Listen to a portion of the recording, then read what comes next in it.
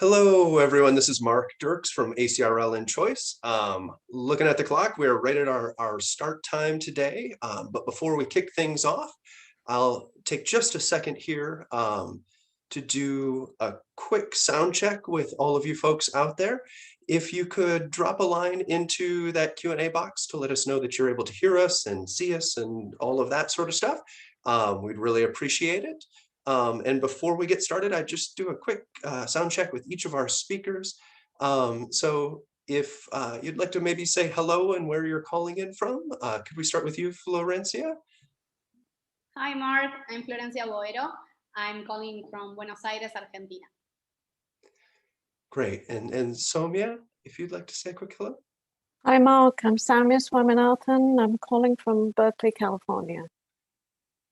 Excellent. And Andrea, if you'd like to say a quick hello. Hey, hi everyone. I am Andrea Gonçalves, and I'm calling from Rio de Janeiro, Brazil. All right. Looks like we're getting lots of indicators from folks that things are working. That's great. Thank you for your input. And with that, I think we will jump right into our presentation.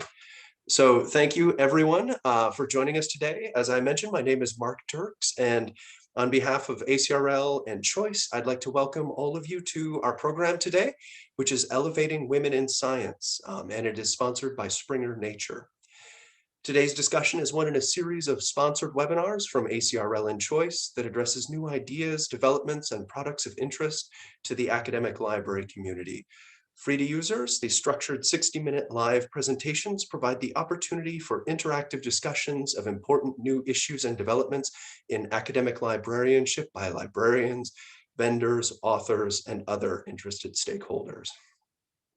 Before we get started, I'd like to point out just a couple of features of the webinar software. For those of you joining us today, please know that all of the attendees are automatically muted and cameras are off, so you don't have to worry about generating noise or feedback or anything like that. Should be all taken care of for you.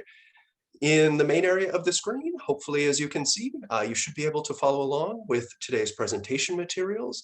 And most importantly, we're using the Q&A feature today.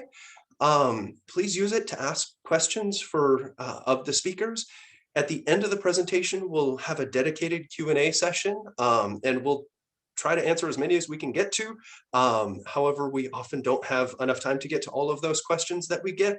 So our apologies in advance if we don't get to your question. Also note that we are recording today's program and that everyone who registered should receive a follow-up email with a link to the archive version. All right. Our speakers today are Florencia Boero, Andrea Gonçalves, and Somia, my apologies, Swaminathan. Florencia is a publicist who specializes in social media and digital strategies for NGOs in Latin America. She's coordinated educational projects and led different communications teams. She's a speaker at international events and has delivered workshops on technology, open data, social media, and communication with gender perspective. Currently, she is communication and press manager for Chicas and Tecnologia, a nonprofit organization from Argentina that seeks to close the gender gap in technology.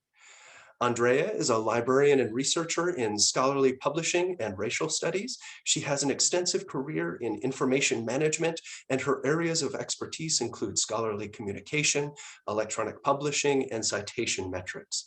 Currently, she is pursuing a PhD in information science, where she studies the strategies of Latin American scientific journals to position themselves in the international arena, and also a PhD in history and politics, addressing the access of Black students to graduate school in Brazil. Somia steers editorial policy and editorial policy development, including policies and initiatives that advance transparency, integrity, open research practices, and inclusion in scholarly publishing. She is a strong advocate of working in coalition with diverse stakeholders across the research ecosystem toward solutions that benefit the research community. She has been at Nature Journals since 2003 and is a member of the Springer Nature Diversity, Equity, and Inclusion Council. So with that, we are ready to get started. So I will turn things over to our first speaker, Florencia. Hello. So that's me. I'm checking the control. It's all working. I'm Florencia. Everyone knows me as Poppy too. I'm an Argentinian, so Spanish is my first language. English isn't. I'm a publicist specialized in social media and digital strategies for NGOs. And as Mark said, I actually was involved in different civic technology and solutions that were developed in order to facilitate the work of NGOs in their communities. So all that said, throughout my career, and as I gain more experience in how technology can benefit NGOs in Latin America, and see how technology can make a real change in the world, I was starting giving webinars and workshops about social media, and that went fast. So about social media and communication and how NGOs can use data and open data to make better campaigns and make actual policies and make change in the policies in their countries. But I was always talking about technology, and when I was saying technology, everyone thought of men developers, men behind our social media platforms that we use every day, and where actually now we order food, upload our photos, or watch movies, were all platforms developed and created by men. So as I was looking at the good way that technology can impact in a community, also I was seeing this great and big question on who creates technology, and the technology that we use every single day that's in our hands, that's in our cell phone, in a laptop. And that's the same question that the co-founders of Chicas and Tecnologia asked themselves in 2015. Chicas and Tecnologia, it's an NGO. It's a nonprofit civil society organization that since 2015, it's trying to close the gender gap in technology and the ecosystem, the entrepreneurial ecosystem in Latin America. We started out as an NGO in Buenos Aires, Argentina, seeking young women to inspire them into pursuing STEM careers. So how we are seeking to close the gender gap. I'm having trouble because this goes very fast. It's so, it goes very fast, the change of slides. So we are living in a world that increasing technology development, and there's less and less interest for adolescent women to pursue STEM careers. In 2020, with the COVID-19 crisis that we're still in, we increased the use of technology, but we also saw a really great decrease in the interest of women to pursue these careers. So we are aiming to close the gender gap, and data says that we are now 250 years behind. So we know we are not doing it in this lifetime, but we are like planting the seeds for the next generation of women that can pursue science and STEM careers in general. So to encourage more women to choose STEM careers, we need to bring up a regional systemic change. One of the questions that I was asked before this webinar was, is there a way, is there one change that we can make in order to close the gender gap and to make more young women interested in pursuing scientific careers? The answer is no, because if it was, it had already been done. What we are doing from Chicas and Tecnologia is motivating and inspiring the next generation of young women to pursue STEM careers. We do that because we know that we have to train, motivate, and support women. Because without a support system, girls who are looking forward or thinking they can be an engineer, they will fall off in the university or the college degree level because there are many men, and because because they don't have really good visible leaders that can inspire them. And I will be talking about a lot of representation and really looking out to seek mentors and to seek out for women in STEM or women in the science in the area that you are pursuing. So, as I was saying, why we have to do this? Because data consistently shows that women feel that they are not qualified to do certain jobs and to use technology and digital resources. They see themselves as less capable in science-related areas than men, regardless of whether they're equally competent or have better academic performance. As you know, the technology during this pandemic has exploded. But with the side B of this is discrimination. We are in a world now that we are looking forward for AI, and for example, the car automated AI, and we are looking at data that shows that AI is racially biased because it's always constructed by men and women. We have biases because we are humans, and I know Andrea will be talking a lot about that, so I will not be getting into that. But what we can do as an NGO and how we affront this problem. So with a comprehensive and systemic approach, because we know that there is not only one magical solution, but to see as a whole problem. What we do is programs that are free for young women between 14 and 24 years old, and we do initiatives. Initiatives are aiming the other actors and stakeholders that make part of these girls' lives, such as educators, the private sector, and the government and their families. So, just as a quick run through what we do in Chicas and Tecnologia, we innovate in a sustainable and collaborative manner because we set a curriculum with hard, soft, and impact skills that was co-created with all the top tech industry of Argentina. And we developed our own curriculum of what skills do the girls need in order to be working in these companies.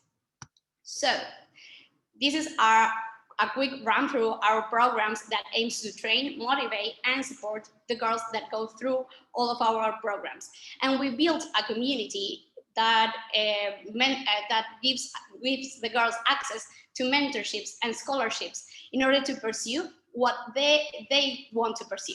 And that says from cybersecurity to user experience design to, for example, a biotechnology degree. So we are looking as technology and science from a broad perspective. We are not saying technology is like programming or certain code. It's like it's not about a certain language or a code language, but from a broad perspective, we'll be supporting you whatever you want to pursue, and it's really individualized. So the initiatives, as I was saying, are aiming to transform the whole ecosystem through networking. And there are some examples. All of them right now are in Spanish, but you can, but if you know Spanish, you can get into them. You can listen to our podcast. It's in all of the platforms where podcasts are. And we have a employment portal, for example, for the girls who are over 18 and can aim now for a job at a tech company. In 2020 with the COVID crisis, we had to make digital proposals and in order to get to girls and people from a digital perspective, because many of our events were live. So we turned things upside down, and the result was great. From one day to another, we had reached 18 countries, and I think I have an impact slide going forward. But in order to pursue this digital diversity, we have to pursue as a sustainable transformation. We cannot do this alone. But here's the impact. I messed the slides around. So actually, right now, Chicas and Tecnologia is in 18 countries. We are reaching with our webinars, with our podcasts, with everything we do, that it's free and open to anyone to download. And we train educators, we have volunteers, we have mentors that are volunteers that support and mentor the girls who are pursuing STEM careers. And going through that, I always want to highlight the girls, so I get to show you 3 little examples of what the girls do in our programs. They developed apps, telephone apps, Android apps, just to be clear, Android apps, to make a change in their communities. They are creators with social impact. We train them to seek out for a problem in their community and to find a solution for it using technology. And these are just 3 examples of what girls do in our programs. So I hate reading the slides, but I know you will get them and you can read for them, and you can actually hear them in the podcast. As I was telling you, they share their stories, because it's so important to share what the girls are doing. And we have like this thing in our DNA and culture in Chicas and Tecnologia, that we say, if you can measure it, you can improve it. So people coming from a scientific perspective will say, yeah, of course. But for an NGO to be thinking almost like a startup, it's quite rare. And we really and truly believe in the power of data to have informed conversations about whether we are aiming in the right direction in order to achieve our goals. So, wow, that went fast, real fast. So, yeah, I am doing this really slow.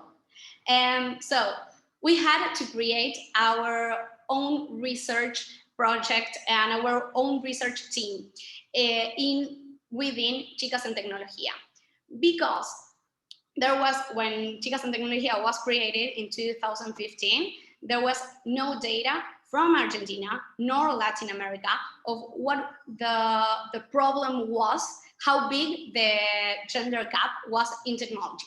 We needed data, local data, to know what we are aiming for. Are we going in the right direction? What we are perceiving, is it true?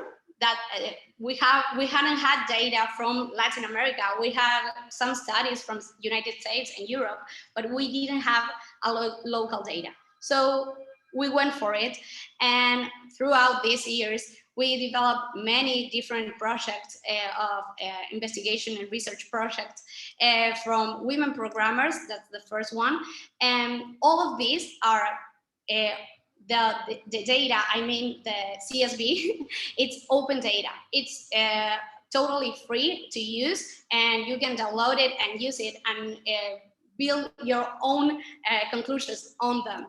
So I am just sharing, I'm sorry, but I can say we have a research and don't share some of the data. The highlights were that in 5 years of data, in students in programming careers in Argentina, only 16% were women.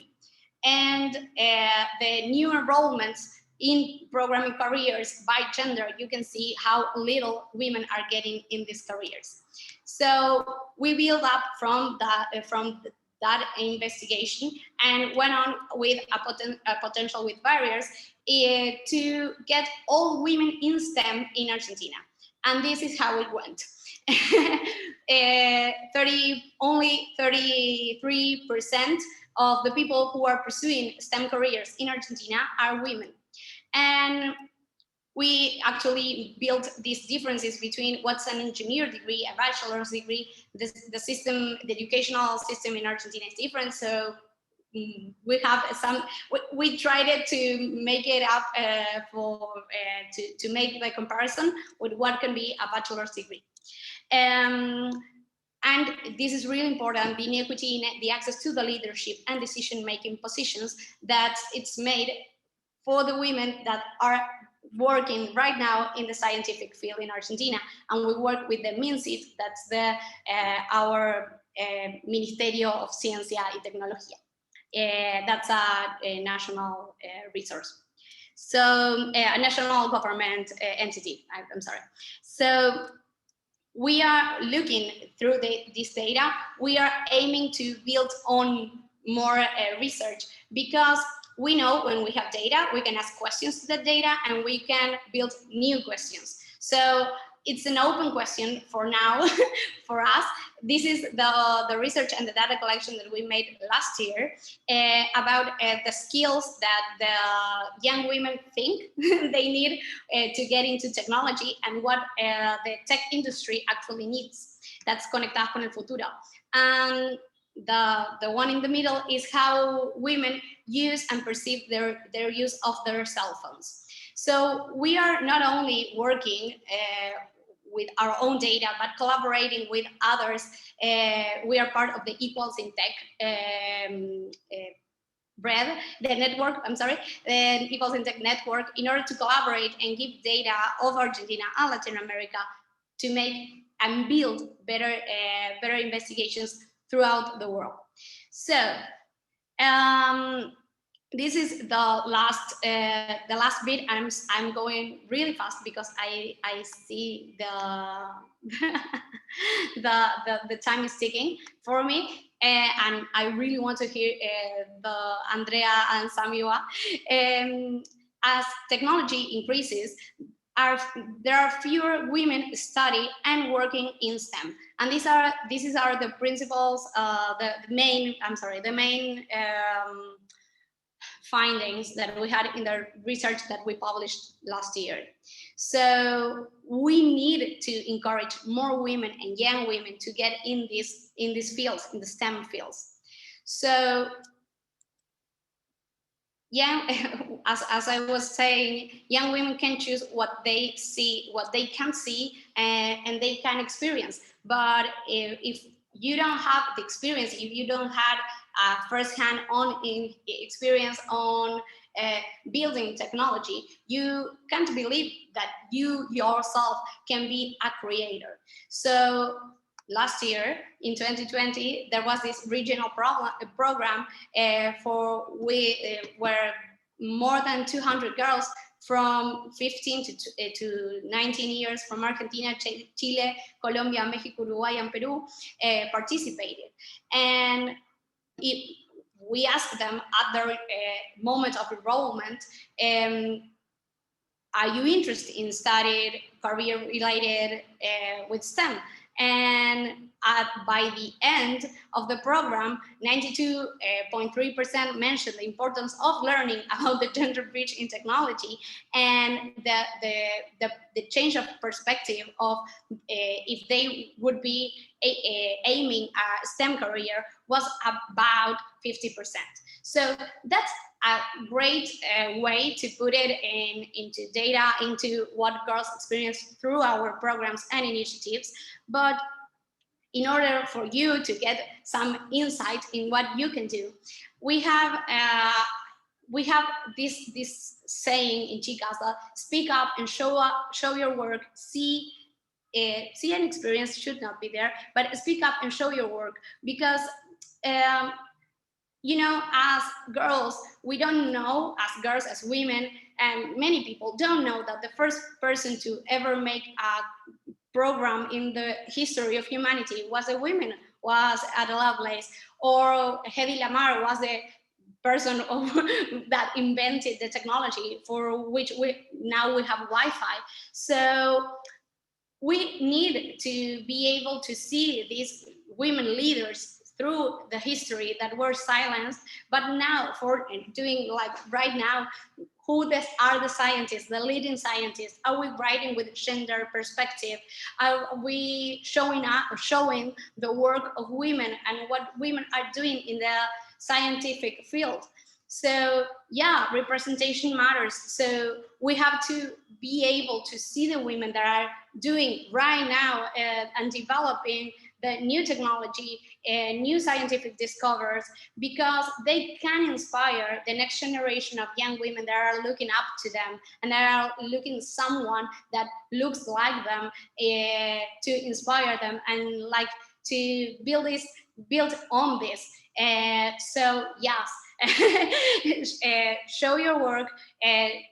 Please write with gender perspective, and keep in mind that we have biases, and we can, with a diverse team and mixing up our teams, we can get on different looks and different perspectives, and the work will have a real and really great impact. So that's for me. And now you get to hear from Andrea, that has an amazing presentation. I'm sorry I was running at the last bit, but Andrea has an amazing insights about the researcher perspective.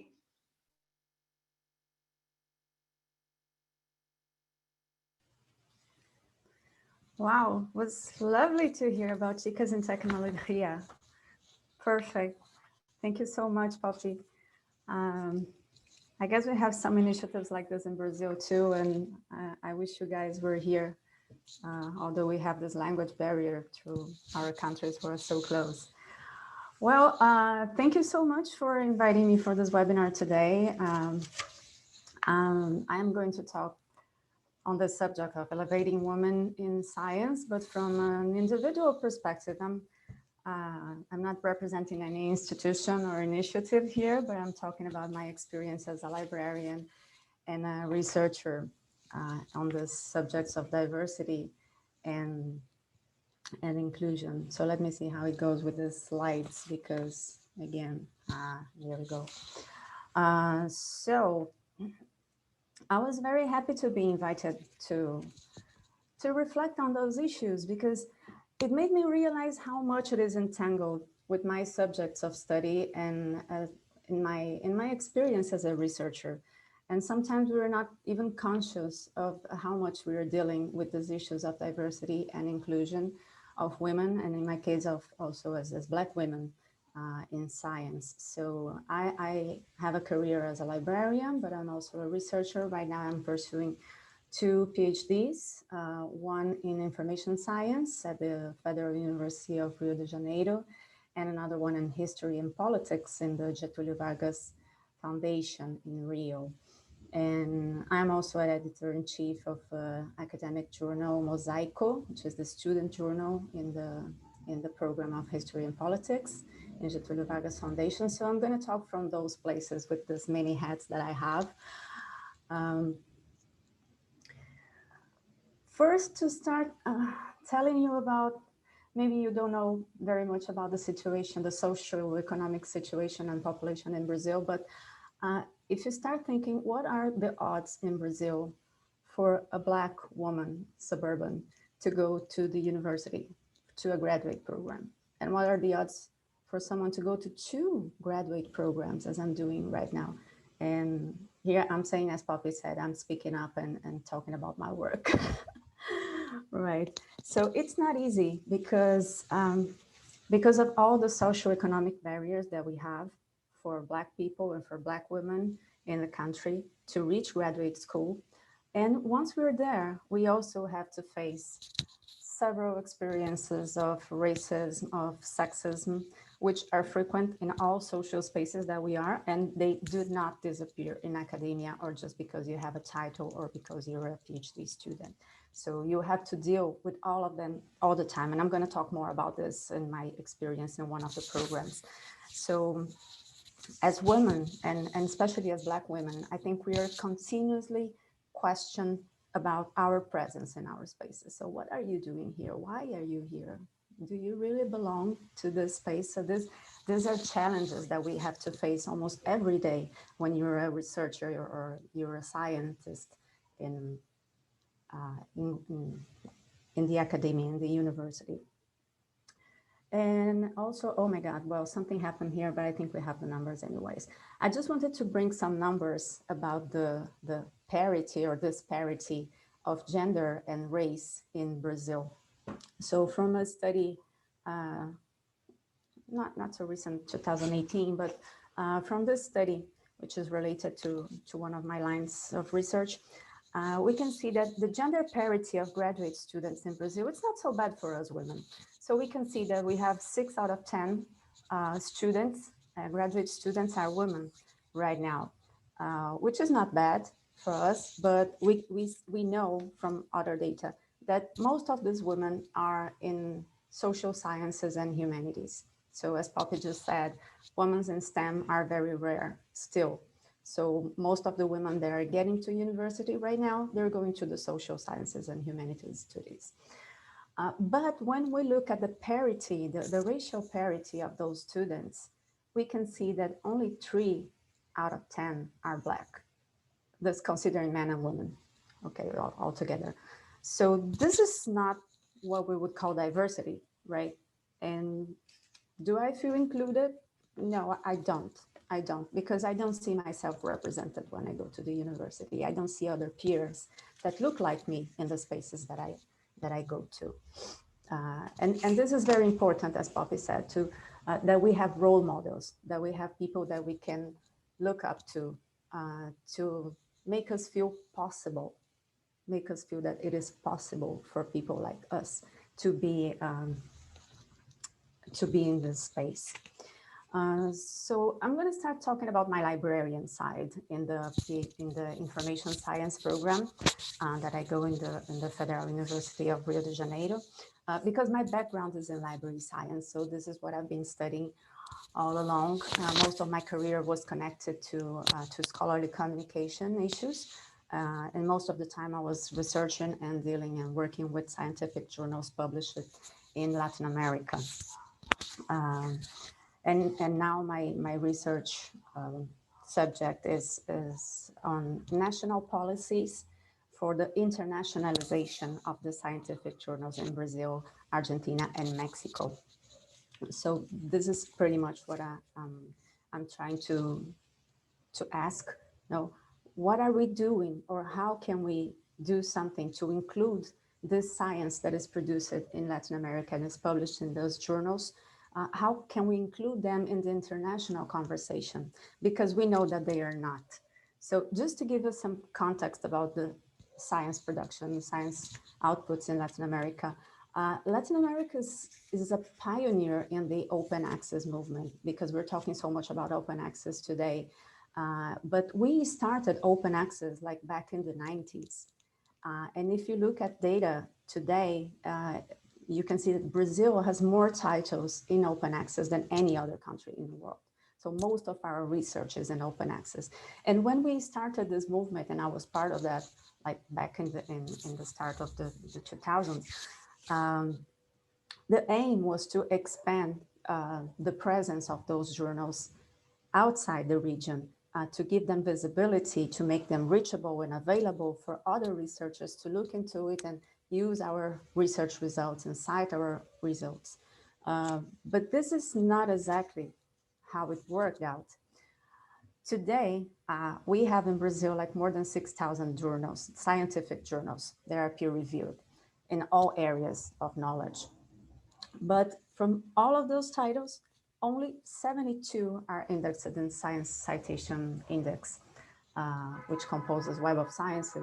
They are the reference database for excellent journals in the world. So this is a bit more than 1% of our production that is actually visible for the international arena. And when we go to the social sciences and look into the social science citation index, we only have 17 Brazilian journals indexed there, which is like, well, I don't have enough zeros to put here in this percentage, but it's about 0.3% of our journals indexed in this database. So this just shows that how excluded we are from the global conversation because we're not being considered. But does that not mean that research done in Brazil is not good quality research? Because we do have good quality research. And I just brought some examples here of awards and important research that are being done by Brazilian scientists and in Brazilian universities. And we know how much we work hard to get those results, but even though they're not being considered. Which takes me to the point of another question that I would like to raise here is about who is allowed to speak.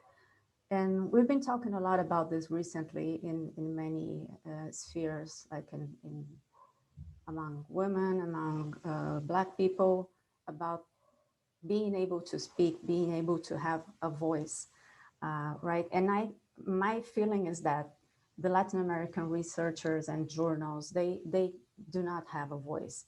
They do not have a voice in the international debate because the science produced in the South it does not count as quality science. It's not perceived as quality science, not because it doesn't have, but because it doesn't pass this perception to the international community. But then I think that science has a problem. It has a big problem when we're not considering other perspectives because of language, because of nationality, because of geopolitics. So this is something that we need to address in some way. And when we had those journals included, and this is part of it's an important part of my research right now. When we have those journals included in the international conversation, many times it's not because of what they are, but because of what they are trying to be. Like many journals, they start to mimic some ways of doing research to look like other international journals that are not exactly what they do, but they have to look like others just to be included in the conversation. What happens in our social spaces, right? When we don't feel included in something, we try to act like we are like the other people that we're seeing just to be accepted. And that's what's happening with journals in Latin America, especially in the humanities and social sciences. And that's a big problem because you start to distort the mission and the personality and the importance of these journals for the fields that they serve.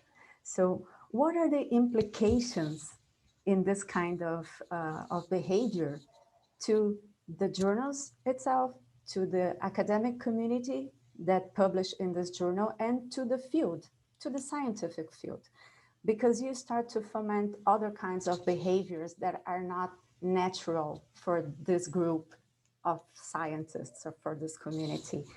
And I think this is something that we need to question ourselves when we're facing a situation of exclusion. Do I want to belong to what is normal, or do I want to challenge it and to be a real part of it, being who I am? And this first question, I think it's important to make an action, to take action on, and to change the situation. Now, the other thing that I think it's important to think about women representation is the diversity and inclusion in editorial boards of journals. So mostly when we participate in editorial boards, it's connected to the reputation of this researcher, the leadership role that it has, the academic contribution to the field, and peer recognition. And if we're not conscious, if we're not alert to that.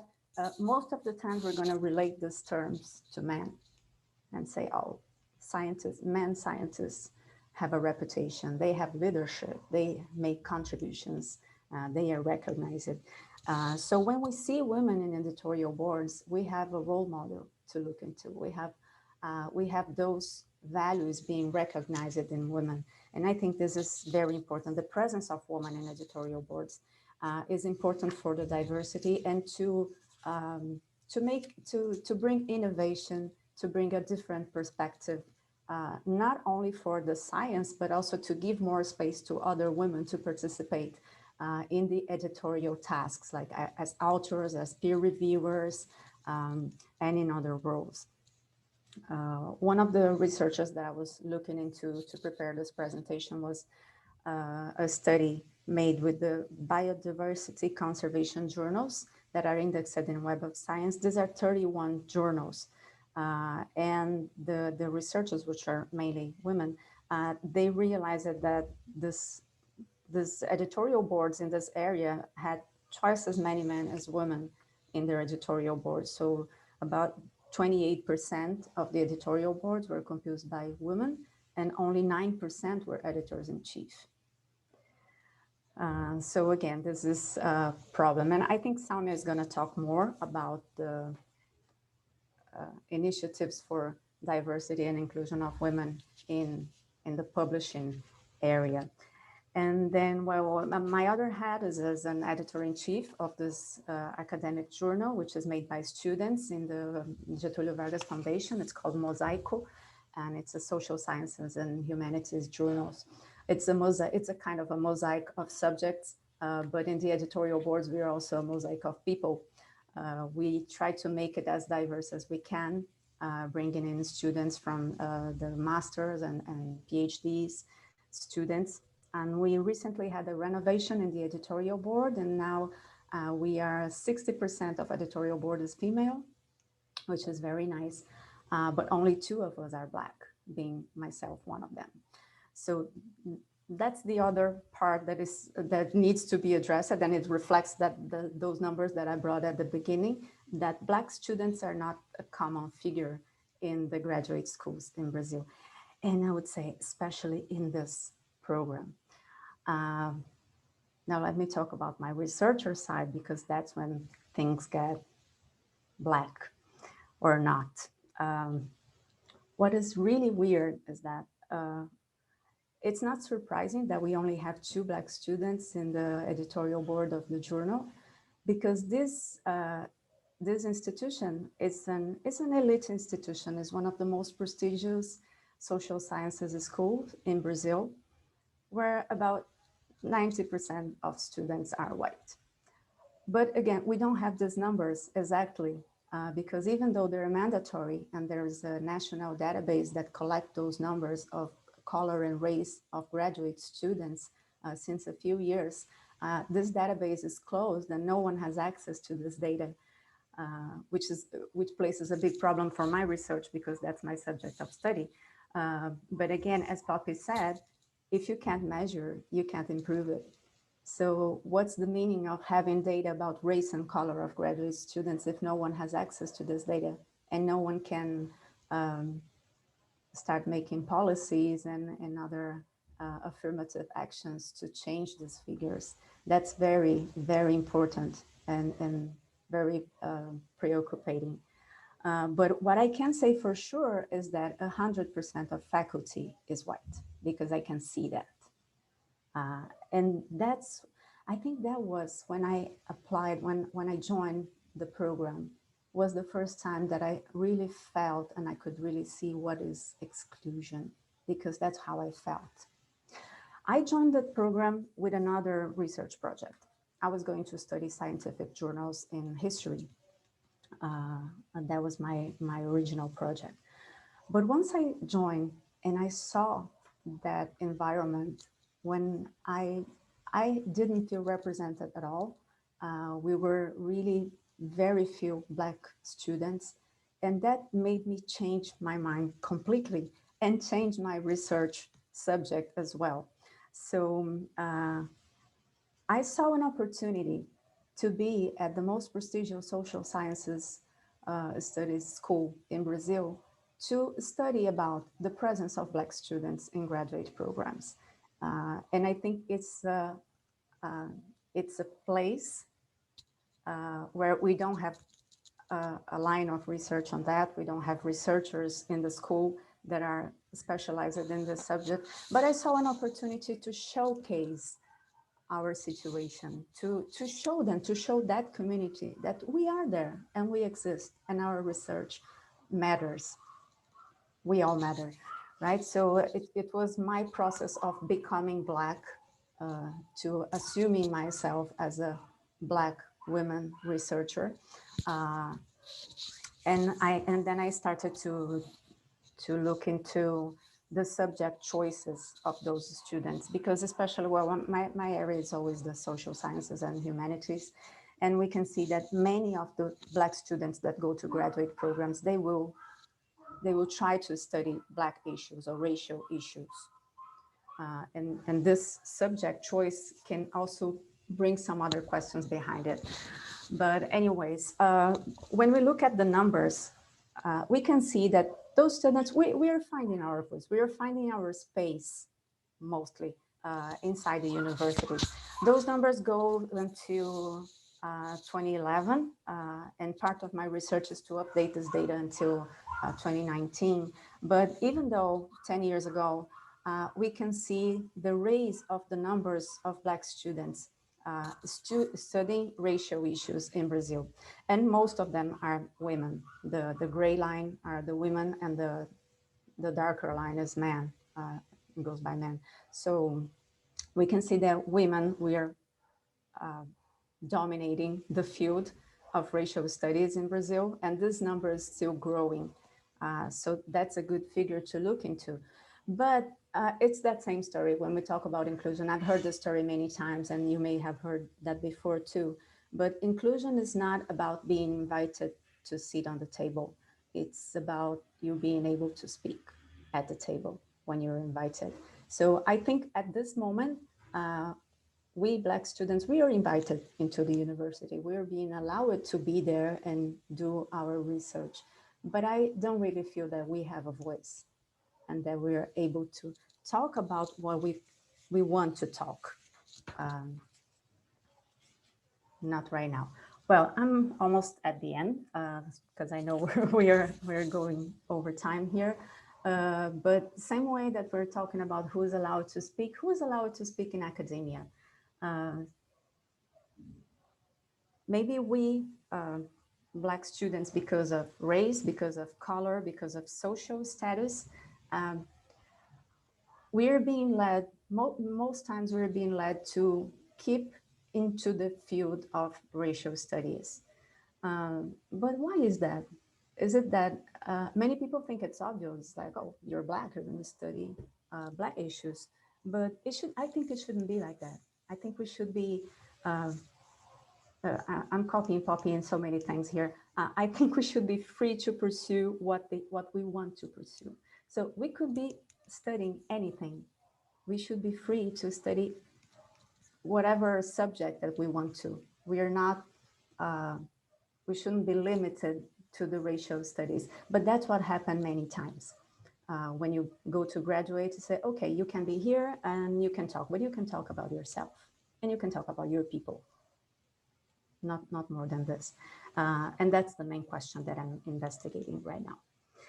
So just to finish up and bring a few suggestions to the questions that were posed to us as speakers today, what we can do to change the situation. So I think as librarians, we can use our power in designing bibliographies and references, bringing women and other diverse groups to the bibliographies that we indicate to researchers and to students and to any other patrons that we are serving.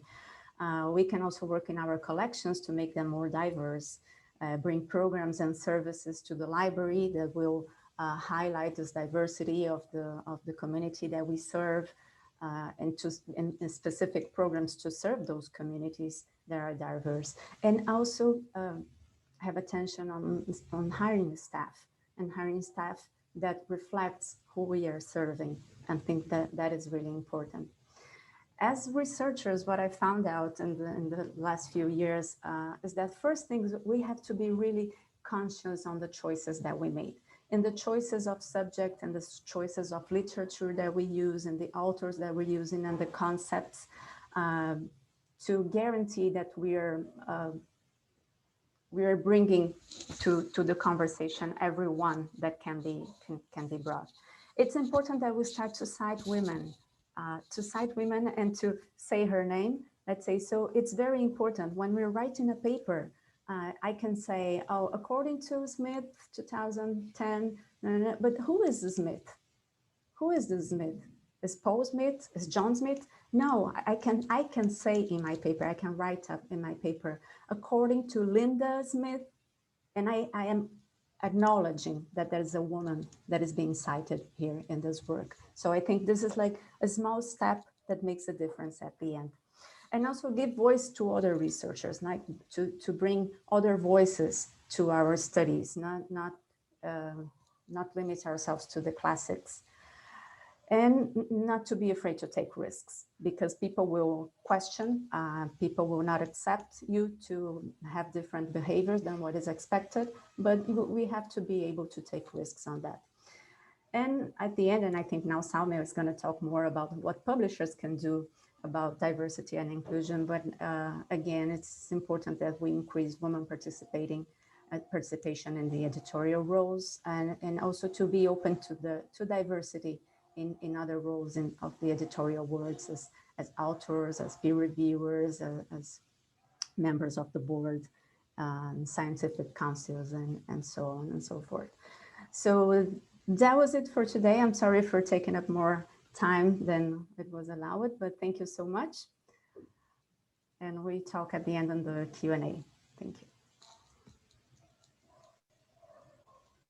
Thanks, Andrea. I just want to take a minute to just thank Florencia and Andrea for their absolutely fantastic presentations. I'm still processing a lot of what Andrea has said, which was really, really important, I think, for all of us to hear. And I want to thank her for that, and also Florencia.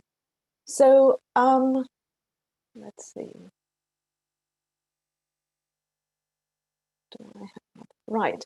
So I'm Soumya Swaminathan. I am currently head of editorial policy for Nature portfolio journals within Springer Nature. I'm a trained molecular and cell biologist, and I've been in scholarly publishing for 19 years, all really within the Nature family of journals and Springer Nature, starting in editorial.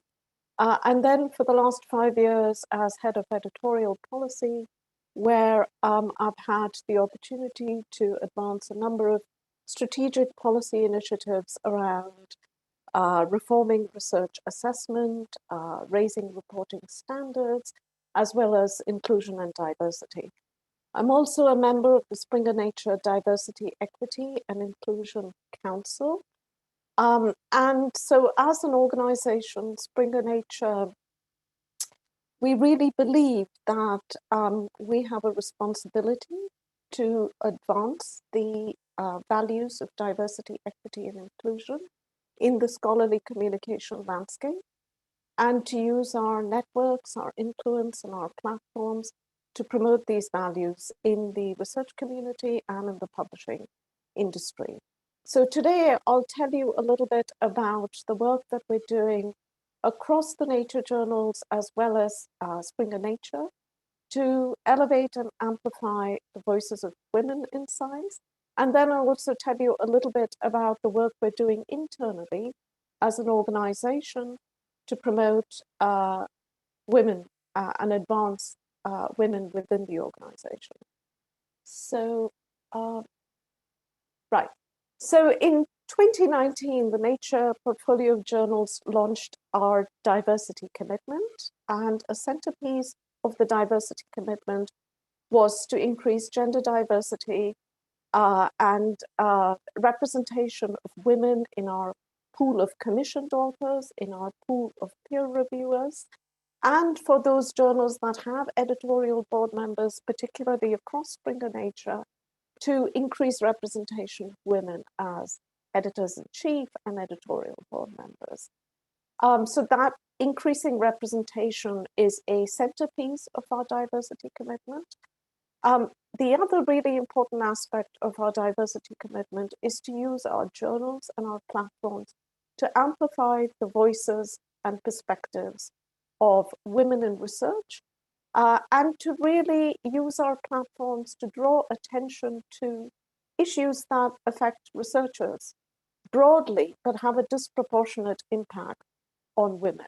In addition, we're also approaching this from the perspective of policy and looking at developing and instituting policies that have an impact on how research itself is carried out. So for example, study design, we know that there's a real gap in terms of representation in study design, and we want to put policies in place that help address how research is carried out and reported in the primary research papers that we publish. So another really important aspect of our diversity commitment was the introduction of a code of conduct and a diversity policy for our nature conferences, which is a very thriving program of conferences. I should also say that the code of conduct and diversity policy, we've committed to adopting it across all events that we produce across Springer Nature. So one centerpiece of our diversity policy for events is a commitment to a no men-only policy for conference organizing committees and for panels. And in order to hold ourselves accountable, we actually include our commitment as part of our contract with partners and others to help us really meet the goal of our no men only policy. And we also require that all participants at our conferences are required to agree and to abide by the code of conduct. And, you know, as Florencia and both Andrea made the point about data, we absolutely believe that you can't really make progress without committing to monitoring and reporting on data. So we have committed ourselves to annual monitoring as well as reporting on progress against these commitments. So there's a lot of work that we are doing to improve the way we work and to become more inclusive in our practices and in our policies. But we also want to support and showcase the work that others in the community are doing. So with that in mind, in 2018, we launched an awards program called Inspiring and Innovating Science. It's actually going to be renamed now to Inspiring Women in Science. And the goal of that award is to celebrate and support the achievements of women in science, including especially early career researchers in science, and then to also support and give recognition and celebrate the achievements of organizations and individuals who are working to encourage girls and young women around the world to pursue their passion for STEM subjects. And I'm really proud to say that Chicas and Tecnologia was an award winner in 2020 for as an organization that was working to promote girls and young women to engage with STEM. So with that, I just want to step back now and look at some of the work that we're doing across Springer Nature as an organization. So Springer Nature as an organization is committed to advancing gender equality as part of our commitment to advancing the Sustainable Development Goals. So what I've shown you here is just a screenshot of a dedicated hub that we've created that really brings together content that's curated, that touches on many different aspects of gender equality. It's a very rich content hub that pulls from across our journals and our books. And as you can see, it touches on issues around women in science, Black women in research, intersectionality, and then also actually goes back and sort of amplifies and draws out the stories of women through a historical lens. And I think this next slide here actually goes a little bit, zooms into that SDG 5 gender equality hub. And this is a page that's dedicated to amplifying women in science. And I'd really encourage all of you to explore the hub and to look through the pages. It's an incredibly content-rich site. And so with that, I'm now going to switch gears and tell you about the work that we're doing within Springer Nature as an organization to advance the values of diversity and inclusion. We're a global organization and we are incredibly diverse, and becoming inclusive is really at the core of our identity and of how we work and who we are. So one big aspect of our internal diversity and inclusion program is the creation of employee resource networks. So we have a very vibrant and very active group of employee networks who focus on fostering dialogue around diversity and community building. And I'll tell you a little bit more about the Springer Nature Women's Network in the next slide.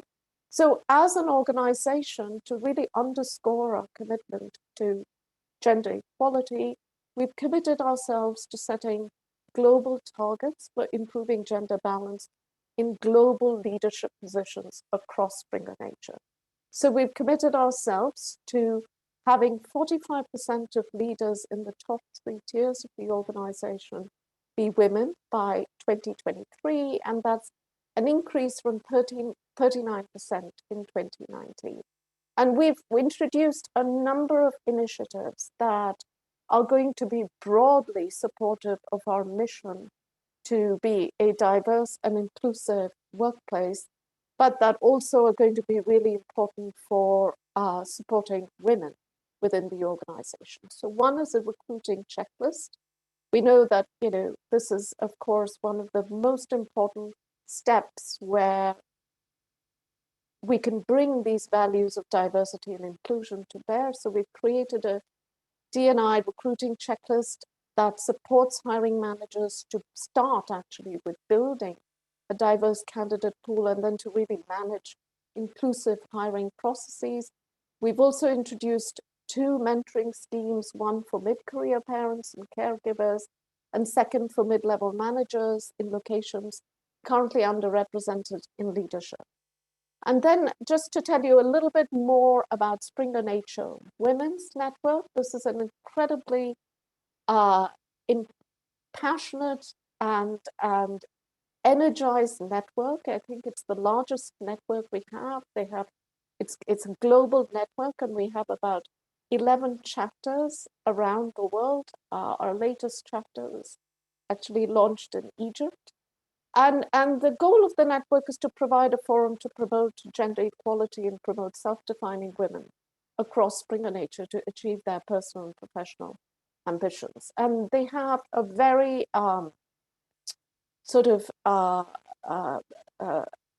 inspiring charter. And I've just highlighted a few of the ways in which they work to support the mission across the organization. One is to offer Springer Nature leadership and senior management a platform to pledge their commitment to a gender balance and equity, to support focused female talent development, to create internal awareness and external visibility around gender-related topics, and then to, very importantly, to model and promote actions that support gender equity. And then finally, this is my last slide. I want to close with a slide of Nature's team. This is a photograph that was taken on the occasion of a retreat to celebrate Nature's 150th anniversary. The Nature editorial team itself is about twice as many women as men. And I think with that, I'll stop and happy to take questions. Excellent. Thank you, first off, to each of our speakers today. We do have some questions in the hopper. I am mindful that we've run a little bit long too, so I don't want to keep each of you for too much longer. But as I said, we do have some questions here.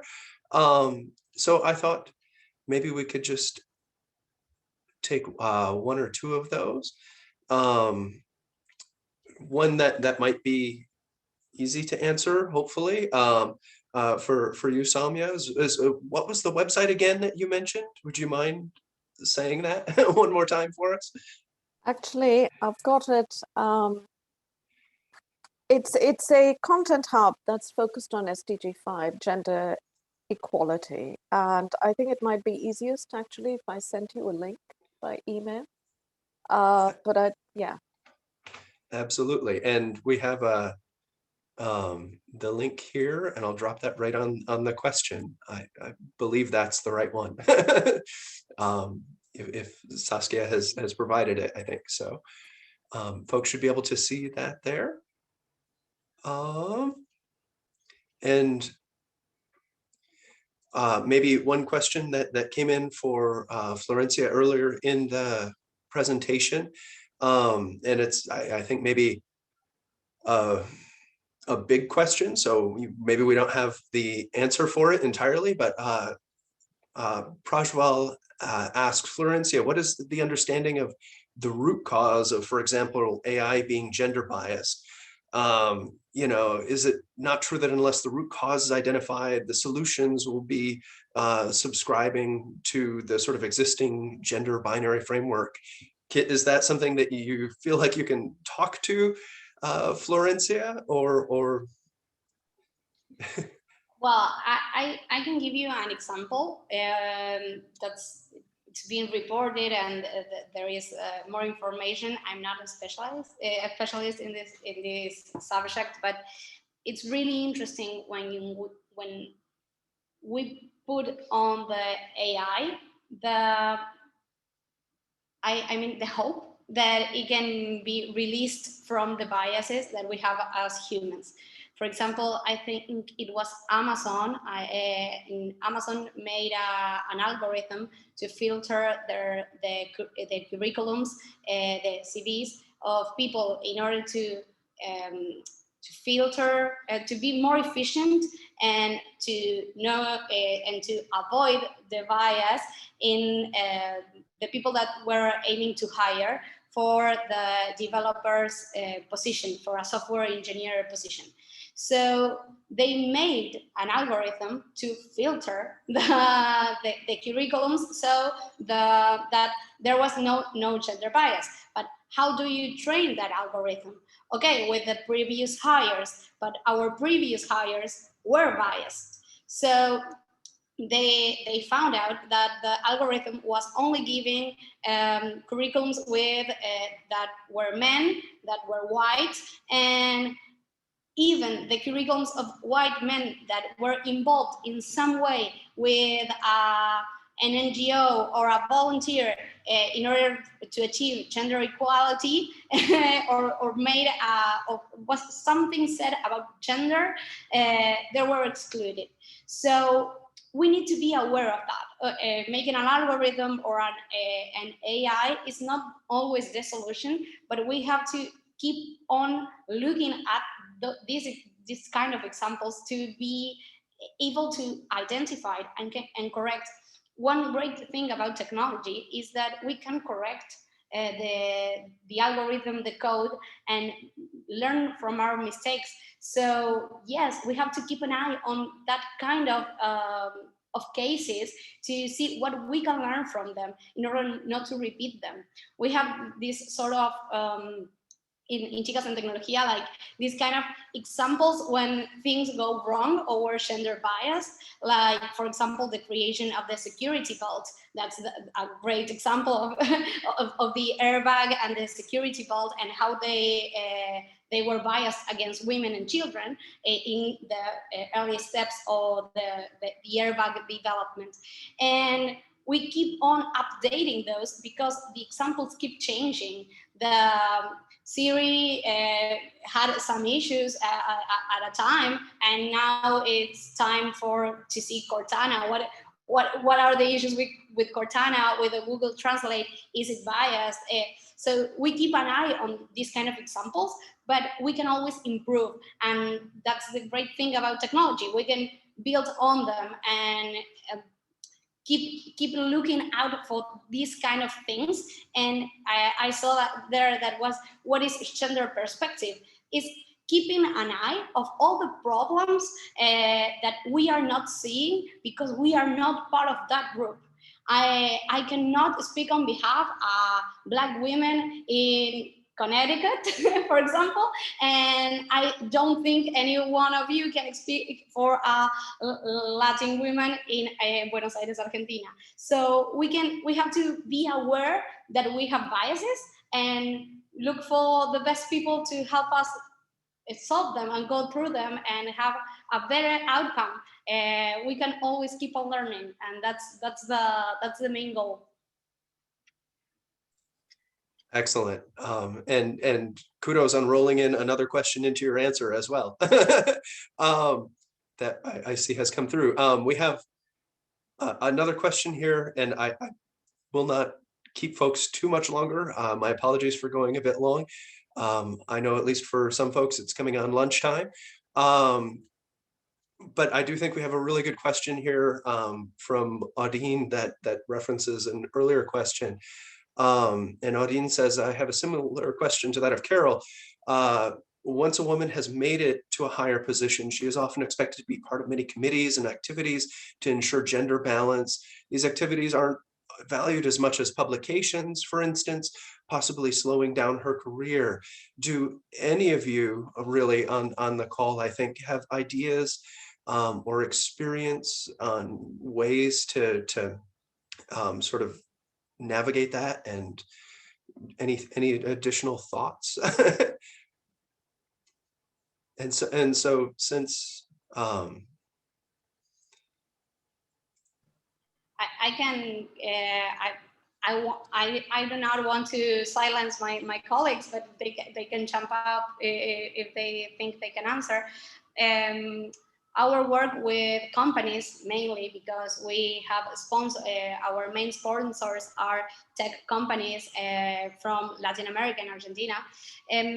What we see is that it's not valued, the participation, it's always a volunteer work, but once the higher levels of management have this knowledge and data that this kind of stuff has an impact in the long term and in the short term, there are kind of able to mix it up with sustainability or the marketing strategy for the sustainability of a company. So that's I would recommend to reach out to marketing, or if you have like an area of sustainability, to reach out to them in order to think how, or even human resources, sometimes with sustainability, they work together in order to make campaigns inside and outside the company to be looking towards these kind of goals. For example, a company wants to hire more women for a software engineer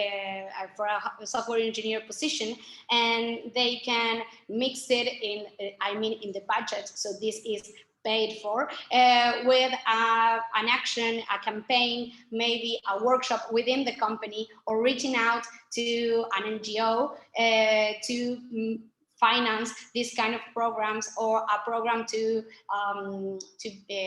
learn coding, specifically one type or one language, and that can be used when they hire them. So there are many ways in this can work, and I see that working, but it's really challenging to be paid for that. But please keep up. We need more women in higher and higher positions to be able to see and develop these kind of strategies. Excellent. And Andrea, do you have anything to add? Yeah, I There? just want to compliment saying like from the academic side perspective on what and things that we can do to try to flip the situation. I think the first thing we'll always be expected to do more than men because we're mothers, because we take care of the house, and because of everything. So we never have the space to study, to write, to go to conferences, and etc. I think the first thing that we have to do is to start thinking of ourselves as researchers, as scientists, and other roles that are not our main female roles, and entitle ourselves to that space. Because it happens many times that we think we are not allowed to do that. Oh, I cannot leave my children for a couple of hours with someone because I have to write this article, but I can, and I have to if I want to be this other woman that I want to be. So the first thing is start with ourselves. And the other thing that's important is to get together with other women because we're stronger when we're together. One example that I can give is about going to conferences. Many of us, we go to conference, but we have small children. I have a 7-year-old at home. And many times I couldn't travel and I couldn't go to events because I didn't have someone to take care of him. But what some women did in one of the congresses in history here in Brazil, we got together, they all got together and put pressure on the organizers to have a place where we can leave our children while we were attending the conference. And they did it. At the end, we had a space, we had some people that were there to take care of the children while we were attending conference. But this only happened because we all got together and we were many of us asking for something. So don't be afraid to ask for what you need, being it for your neighbor, for your or partner, or whoever is there to help you, or for the organization that you work for or where you study. Don't be afraid to ask for what you need. Excellent. And Samia, do you have anything you'd like to add on this issue? Yeah, I think one point, if I remember the question correctly, the question is really around the focus on publications as the currency of progress for research assessment, for example, rather than these other, or as equally as some of these other really important activities that allow the scholarly communications enterprise to function. And I think that's very important. And I agree with everything that Andre in particular said about women being overburdened. But I think these issues are systemic, and I think that in order for change to come about, it's not enough to just focus on one aspect of the system. You have to tackle all the many different aspects of the system and try to do it together. So I think initiatives that work to reform research assessment and work to to take a more holistic view of scholarly contributions and scholarly impact is going to be very important. And there's a lot of, I think, good work already being done to advance that. But it's going to be a process, let's say, because I think these ways of what we value are so entrenched that it will, I think, be a process. But I am optimistic and positive that change will come about, and it'll be the kind of change that we are seeking.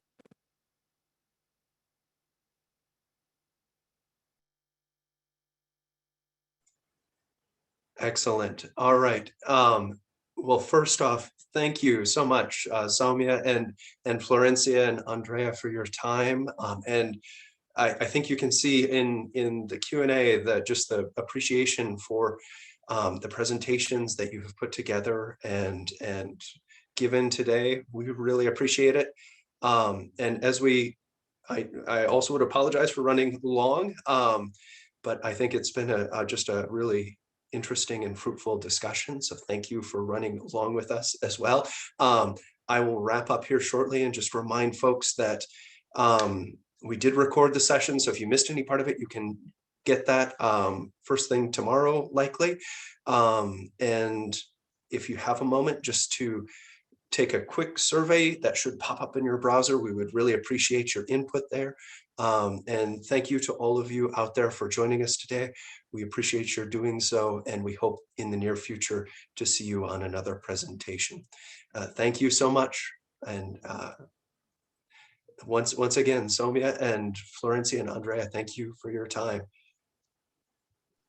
Thank you, Mark, Thanks. all team behind the scenes. It was amazing to be part of this conversation. And thank you also to Somia and Andrea.